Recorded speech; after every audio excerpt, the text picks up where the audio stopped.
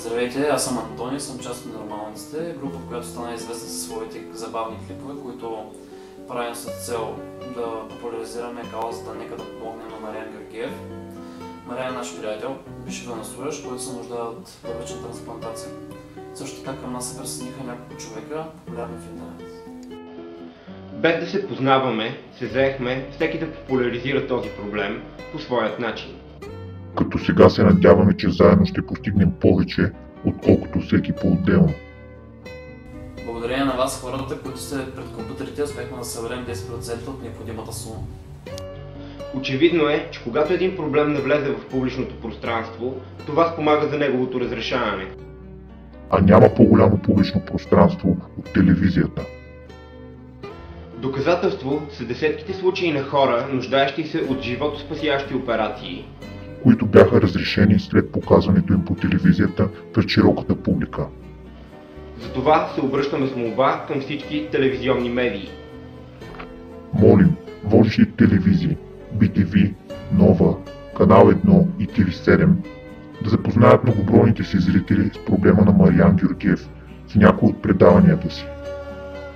Ние не молим да покажете нас.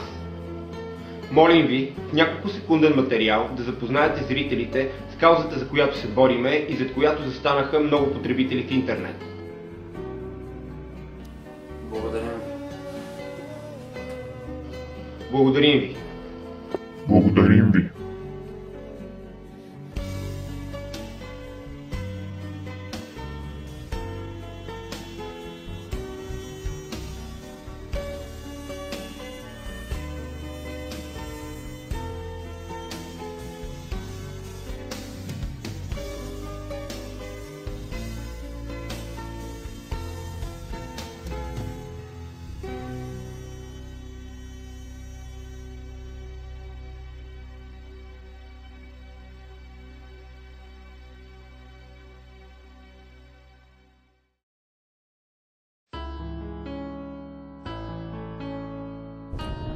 Аз съм Васил Василев Зуека и подкрепям каузата на Мариан Георгиев за набиране на средства за трансплантация. Подкрепете го и вие. Аз съм Алексей Кожухаров и подкрепям Мариан Георгиев в неговата кауза за набиране на средства за трансплантация. Подкрепете го и вие. Аз съм Мария Сапунжиева и подкрепям Мариан Георгиев в неговата кауза за събиране на средства за трансплантация. Подмете му и вие.